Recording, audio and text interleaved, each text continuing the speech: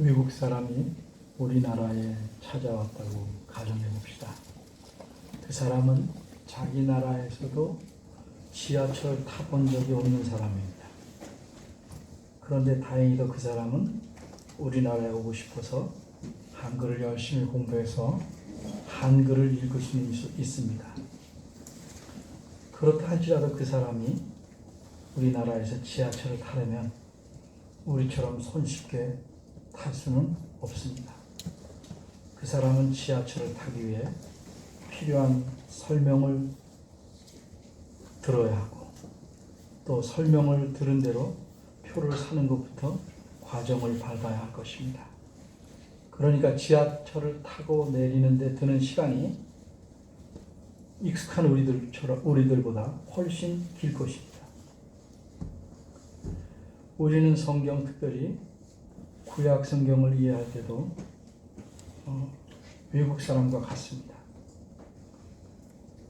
우리는 성경에 대해서 비유하자면 외국인입니다. 그래서 긴 설명을 들어야 이해할 수 있는 구절들이 많이 있습니다. 비록 한 구절일지라도 제대로 이해하려면 설명이 길게 필요한 경우가 있는데 오늘 본문이 그러한 것 중에 하나입니다. 제가 늘 강조하듯이 성경 말씀은 한마디로 하나님의 자기 계시입니다. 바꿔 말하자면 하나님께서 자신을 드러내주는 말씀이라는 뜻입니다. 그래서 성경을 읽을 때마다 가장 우선적으로 우리가 힘써야 될 것은 하나님이 어떤 분인가, 하나님은 어떻게 일하시는가, 이런 하나님에 대해서 알기에 힘써야 하는 것입니다. 이스라엘 백성은 금으로 황소를 만들어서 그것을 섬김으로써 국가적인 위기에 이르렀습니다. 그런데도 그들은 그 일이 얼마나 심각한 위기인지 또 그리고 그 위기를 어떻게 넘길 수 있게 되는지 알지 못한 채 열심히 산 아래에서 우상을 만들고 그 우상을 위한 축제를 벌이고 있었습니다. 오늘은 지난주에 말한 대로 살펴볼 세 가지 중에서 둘째 것만 집중적으로 생각해 보기로 하겠습니다. 살펴보기로 한 세 가지는 첫째는 모두 드러남, 둘째는 모두 죽게 됨, 셋째는 긍휼을 입음. 세 가지인데 둘째 것만으로는 집중해서 생각하겠습니다. 그래도 첫 번째 거를 아주 짧게 설명하고 넘어가겠습니다. 첫째, 모두 드러남. 산 아래에서는 이스라엘 백성들이 황소 형상을 만들어서 그것을 경배하며 축제를 벌이고 있습니다. 이것은 이스라엘 백성들이 자기들의 하나님께서 가장 미워하는 일을 행하면서 그것이 하나님을 기쁘시게 하는 일이라고 착각하면서 하나님의 진노를 도두고 있는 일입니다. 그들이 행하는 가증한 짓을 모두 보시고 아시는 하나님께서는 이스라엘 백성을 멸망시키시고 마음먹으셨습니다. 그리고 모세에게 속히 산 아래로 내려가라고 말씀하십니다. 그런데 모세는 하나님 앞에 그대로 머물러 있게 됩니다. 왜 그럴까요? 설명을 들으면 아실 수 있을 테니까 이제 둘째 항목으로 넘어가겠습니다. 둘째, 모두 죽게 됩니다. 내려가라고 말씀하신 후에 하나님께서 또 이어서 말씀하십니다. 모세에게 하실 말씀이 남았기 때문입니다. 9절입니다. 이 말씀은 하나님께서 이스라엘 백성에 대해 내린 평가입니다. 이 평가는 하나님께서 그들을 단 한 번 또는 짧은 기간에 본 것을 가지고 내린 평가가 아닙니다.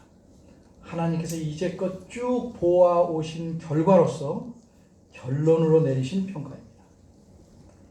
사람들은 남을 어떻게 평가합니까? 흔히 보면 사람들은 첫인상을 중요하게 여기는 경우가 많이 있습니다.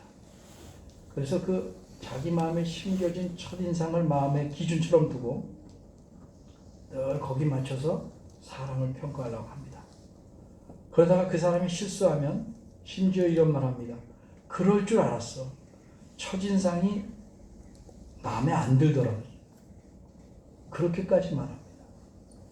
그러나 첫인상은 내가 그 사람을 좋아하냐, 싫어하냐, 덜 좋아하냐 이런 기호에는 영향을 미칠 수밖에 없겠지만 그럴지라도 그 상대방에 대한 옳고 그름의 판단의 요소로 사용해서는 안 됩니다. 정말 선하게 생긴 인상, 그런 인상 좋은 사람도 얼마든지 비열할 수 있고 남을 모함할 수 있고 거짓을 생하며 악할 수도 있습니다. 인상이 마음에 안 드는 나쁜 사람도 얼마든지 선하고 따뜻하고 올바를 수도 있습니다. 그래서 하나님께서는 외모로 사람을 취하지 않습니다. 하나님의 자녀들도 마땅히 그래야 합니다. 그런데 흔히 하나님의 자녀들인 우리도 남이 행한 일을 혹은 남에 대한 평가를 자기 느낌이나 선입관을 배제한 채 공평하게 평가하지 않습니다.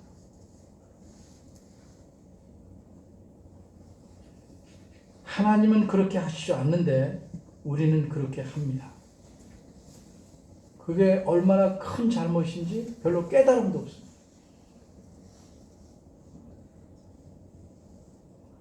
하나님께서는 단 한 번만 보셔도 모든 것을 정확하게 꿰뚫어 하십니다. 사실 이 말도 어폐가 있습니다. 안 보셔도 다 압니다. 사실은. 그런데 그럼에도 불구하고 하나님께서는 오래오래 두고 보십니다. 하나님은 이스라엘 백성을 오래 보아오셨습니다. 9절에 내가 이 백성을 보니 라는 표현이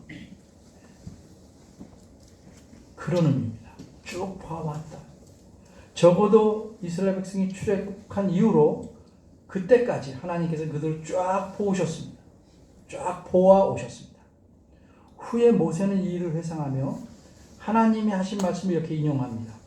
내가 너희를 알던 날부터 오므로 이제까지 쭉 너희가 항상 여호와를 거역하였느니라. 그렇게 하나님께서는 이스라엘 백성들을 다음과 같이 정확하게 평가하십니다. 무엇이라고 하십니까? 목이 굳은 백성이다. 목이 곧은 백성이다. 이렇게 말합니다. 원문에는 감탄사 하나가 더 있습니다. 따라서 직역하면 보라, 목이 곧은 백성이다. 그는입니다. 여기서 그는 이스라엘 백성 전체를 가리키는 말입니다. 보라라는 말을 사용함으로써 모세에게 내가 보았듯이 부정할 수 없을 만큼 분명하다는 점을 각인시키신 겁니다. 그럼 여기서 목이 곧은 이라는 말은 무슨 뜻일까? 우리말에 귀가 얇다 하는 말이 있습니다. 이 말의 뜻은 자신의 주관이 없이 남의 말을 듣고 이랬다 저랬다 한다는 의미에서 남의 말에 잘 휘둘린다 하는 뜻입니다. 민족마다 언어마다 나름대로 관용어 또는 속담이 있는데 그 내용은 같아도 표현은 다를 수 있습니다. 예를 들면 우리말에 원숭이도 나무에서 떨어진다 라는 속담이 영어에서는 호모조차도 가끔 실수한다. 이 호모는 호모가 아니고 호머입니다. 호메로스라고 하는 사람인데 기원적 10세기경에 그리스의 시인으로서 유명한 일리아드와 오디세이의 작가라고 전해집니다.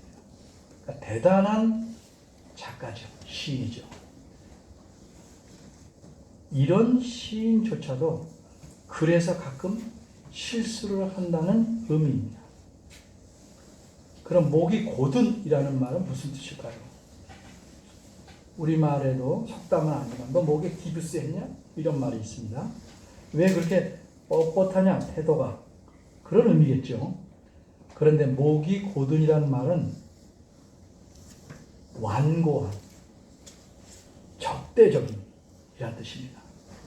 그러니까 이스라엘 백성이 목이 곧은 백성이라는 의미는 하나님 보시기에 하나님 말씀에 순종하지 않고 고집부리고 제 멋대로 하는 백성이라는 의미입니다. 이들이 노예로 살 때는 애굽 사람의 채찍질에 꼼짝 못하고 복종하며 살았습니다. 그러나 하나님께서 이들을 노예에서 벗어나 자유롭게 해주시고 이들을 진정 인격적으로 대해주시고 큰 기적과 능력을 보여주시는 은혜를 베풀어 줬습니다.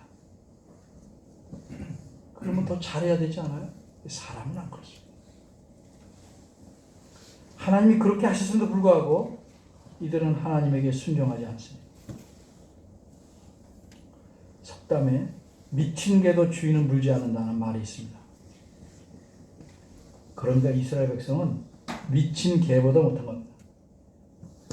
이들은 아예 주인을 갈아치우려고 시도했습니다. 살아계신 하나님 대신에 움직이지도 못하는 자기들이 만든 황소 형상으로 하나님을 대체해버렸기 때문에. 그러니 이런 자들을 하나님께서는 어떻게 하셔야 하겠습니까? 여차하면 주인을 무는 게 도저히 훈련이 안 되는 게를 어떻게 하는 것이 여러분은 바람직하다고 생각하십니까? 한마디로 죽이는 것이 마땅합니다. 그래서 하나님께서는 이스라엘 백성을 모두 죽이시려고 합니다. 이렇게 엄청나게 하나님의 은혜와 사랑을 입었음에도 불구하고 하나님께서 가장 싫어하시는 방법으로 하나님을 배반하고 저버린 백성은 하나님께서 멸망시킬 수밖에 없습니다. 그래서 하나님께서는 그들을 멸망시키려고 합니다. 제가 거의 수십 년을 들어본 질문입니다. 사람들은 합리적인 듯한 이런 질문을 던집니다. 사랑이 그렇게 풍성하신 하나님께서 어떻게 죄를 지은 사람을 죽일 수 있느냐? 잘 타일러서 고쳐야 하지 않겠느냐?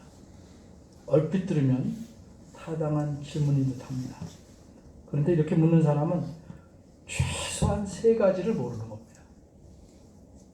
첫째로 사랑이 뭔지 모릅니다. 하나님께서 말씀하신 사랑, 또 하나님 자신의 사랑에 대해서 알지 못하기 때문에 그런 질문을 하는 것입니다. 한마디로 하나님의 사랑이라는 것은 그 안에 공의로움이 함께 있는 것입니다. 완전한 공의로움이 함께 있는 것입니다. 공의라는 게 뭡니까? 죄를 용납하지 않는 겁니다.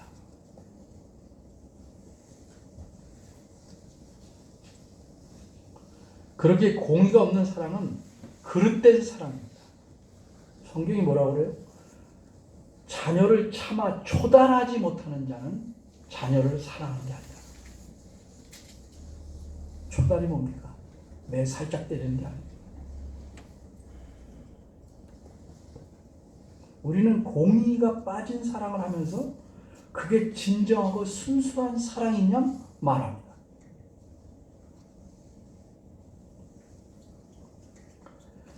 공의가 없는 사랑은 그릇된 사랑입니다. 엄밀히 말해서 사랑이 아닙니다. 흔히 사람들이 남용하고 있는 말씀이 있습니다. 베드로전서 4장 8절에 나온 말씀, 사랑은 허다한 허물을 덮는다.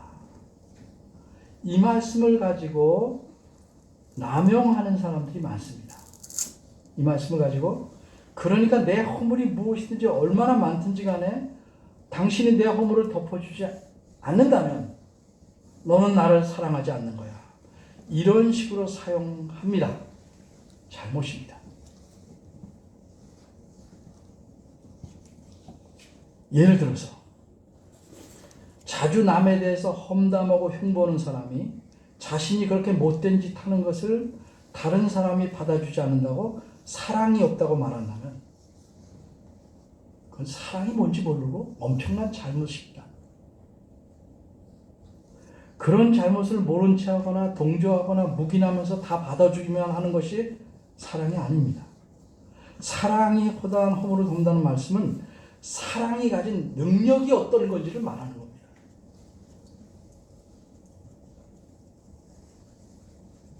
공의가 균형 있게 자리하지 않은 사랑은 성경에서 말하는 사랑이 아닙니다.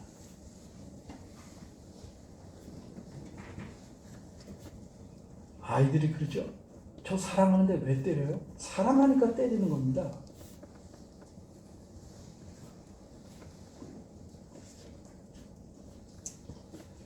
그런데 만일 그 험담하던 사람이 자신이 그렇게 험담하고 흉봐도 아무도 자신을 말리거나 탓하지 않기 때문에 이 교회는 사랑이 없다고 말한다면 그 말은 옳습니다.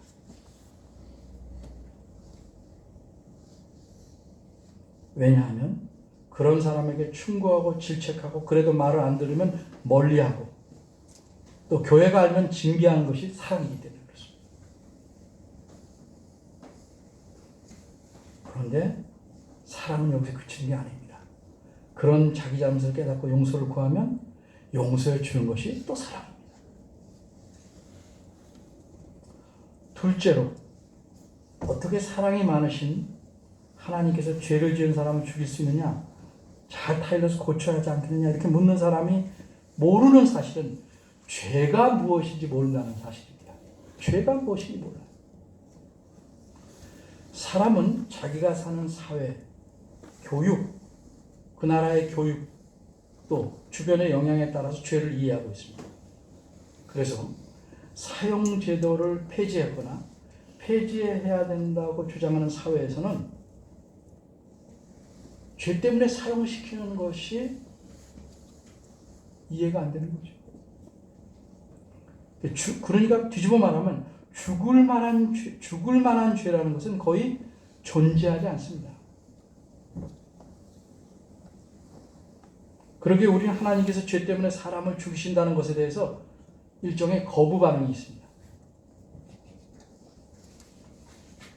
그러나 나라마다 각기 다른 나라법이 있듯이 하나님 나라에, 하나님이 다스린 나라에는 하나님께서 정하신 법이 있습니다. 하나님은 그 법에 따라 모든 죄를 정의롭게 처리하십니다. 그러기에 우리는 우리 사회의 법으로 하나님의 행동을 평가해서는 안 됩니다. 하나님의 법에 따라 하나님의 관점에서 죄를 생각해야 할 것입니다. 모든 죄는 그것이 크든 작든 간에 본질적으로 왕이신 하나님의 말씀과 명령에 대한 저항입니다. 따라서 그 대가는 죽음입니다. 그 죄를 심각하게 여겨야 됩니다. 사랑과 공의가 완전하신 하나님께서 그렇게 판단하셨기에 이 판단에 사람들이 동의하지 않는다 할지라도 하나님의 판단은 전적으로 옳고 따라서 하나님께서 자신을 배신한 자들을 멸망시킨 것은 정당한 집행입니다. 셋째로, 그런 질문을 하는 사람들은 사람이 뭔지를 모른다는 사실입니다. 누구보다 하나님은 사람을, 특별히 그 사람의 본질을 아주 잘 아십니다. 그러기에 어떤 사람에 대해서 누구든지 그 사람에 대해서 내린 하나님의 판단은 항상 옳고 정확합니다. 사람은 날 때부터 죄성을 지니고 있어서 하나님을 가까이 하기는 그냥 가급적 멀리 떨어지려고 합니다. 이는 마치 도둑이 제발 저린 것과 같습니다. 무엇인가 어떤 사람에게 잘못하면 아주 뻔뻔한 사람이 아니라면 그 사람을 가급적 피하려는 것과 같습니다. 그래서 하나님을 피합니다. 그런데 그런 사람들을 하나님께서 은혜로 부르시고 그들에게 하나님의 사랑과 능력을 보여주시고 복을 베푸셨습니다. 그런데도 이스라엘 백성은 여차하면 하나님께 불평하고 원망합니다. 그래도 하나님께서는 계속 참으셨습니다. 누가 하나님보다 더 인내심이 많다고 할 수 있겠습니까? 어떤 누가 하나님만큼 참으시며 하나님만큼 타이르시고 사랑을 끊임없이 베풀었다고 말할 수 있겠습니까?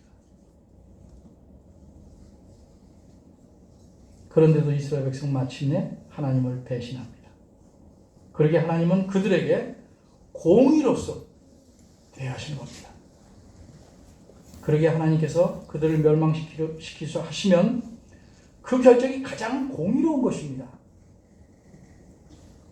아무도 하나님에게 의의를 제기할 수가 없습니다. 이제 10절을 다시 보겠습니다. 우리말 성경에서는 그런즉 나대로 하게 하라 이렇게 시작합니다. 그런데 원문에 따라 풀이하면 이제란 말이 하나 더 있습니다. 그런즉 이제 나를 막지 말라 하는 의미입니다. 그럼 하나님께서 무엇을 하시려는가? 그 다음 말씀을 보면 알 수 있습니다. 내가 그들에게 진노하였으니 그들을 모조리 죽이겠다. 진멸하겠다 말씀합니다. 하나님께서 이스라엘 백성을 다 멸망시킨다면 그럼 하나님의 백성은 이제 존재하지 않게 되는가? 이에 대한 대책을 말씀하십니다. 뭐라고 그러셨습니까? 내가 너로 모세로 하여금 큰 나라가 되게 하자 이렇게 말씀합니다. 이 말씀에 대해서는 다음에 더 설명하기로 했습니다. 여기서 우리가 생각할 점은 어째서 하나님께서는 자신이 행할 일을 모세에게 말씀해 주셨는가 하는 겁니다.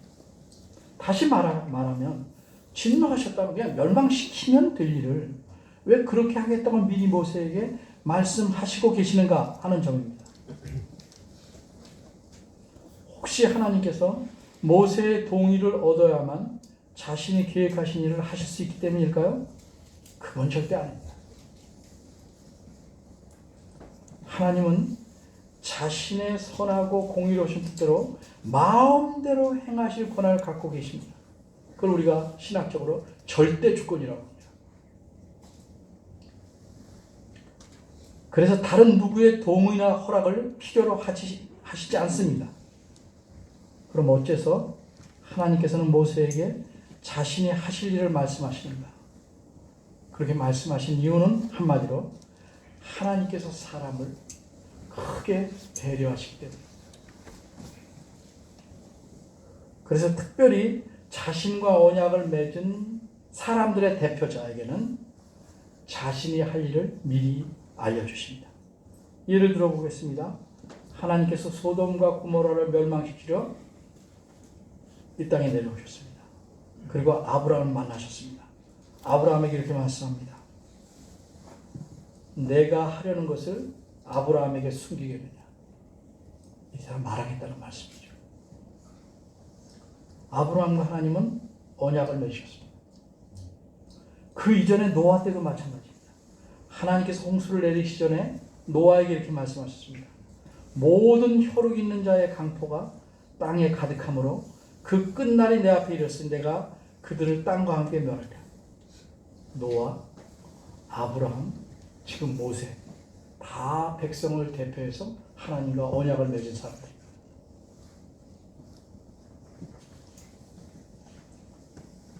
그럼 이렇게 하나님께서 미리 자신이 하실 일을 이 언약을 대표해서 맺은 사람, 언약의 중보자에게 이런 멸망에 대해서 말씀하신 이유는 무엇일까? 그 이유는 한마디로 대비할, 그 멸망에 대비할 기회를 주시려는 겁니다.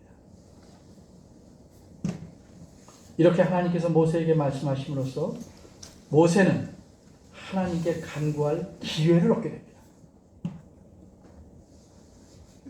그리고 하나님께 간절히 간구합니다. 이 내용은 다음에 더 자세히 생각해 보겠습니다만 이런 모세의 간구로 이스라엘 백성은 전체가 멸망하는 데서 겨우 멸하게 됩니다.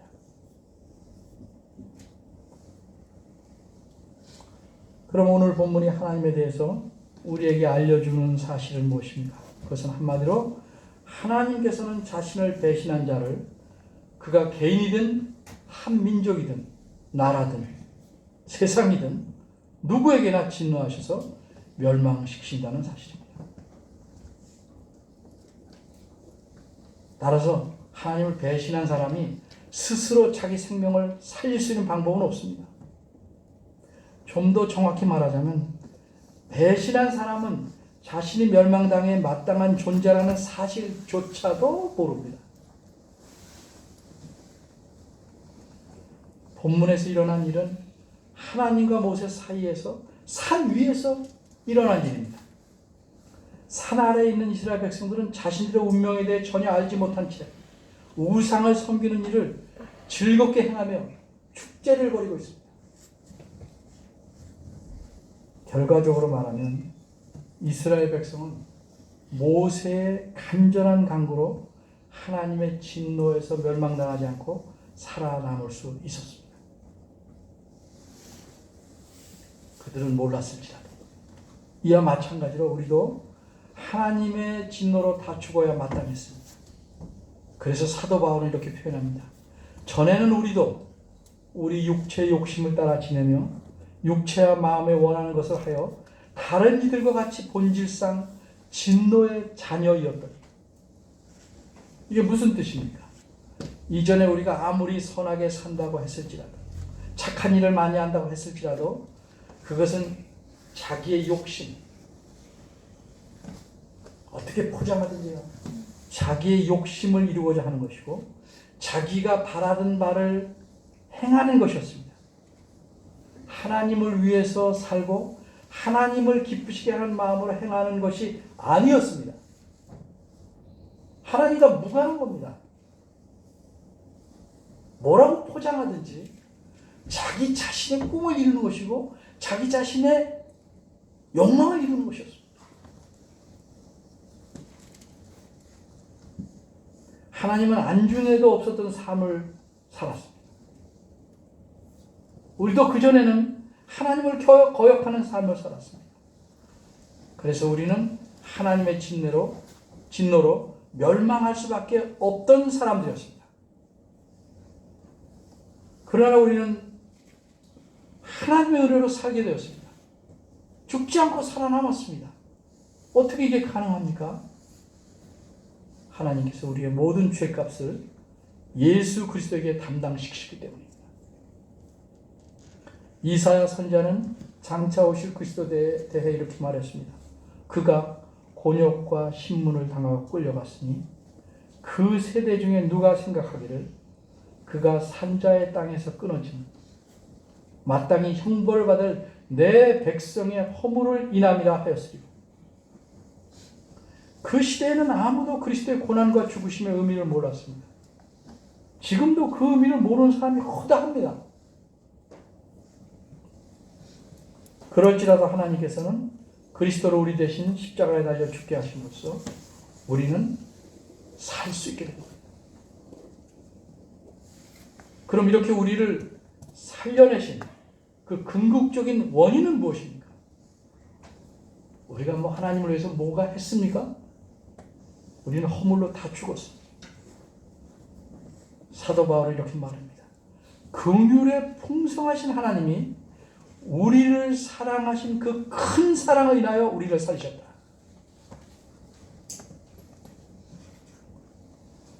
우리 힘으로, 우리의 노력으로, 우리의 공로로 살아난 것이 아닙니다. 그럼 이 모든 사실을 알게 된 우리로서는 앞으로 어떻게 살아야 하겠습니까? 우리 삶의 목적이 무엇이어야 되겠습니까? 마땅히 하나님의 진노로 죽었어야 할 우리가 그리스도와 함께 다시 살아나게 된 것, 이 사실을 감사한다면 우리가 이 땅에서 무엇을 추구하며 살아가야 할지를 깊이 생각해야 할 것입니다. 생각해 보시기 바랍니다. 기도하겠습니다.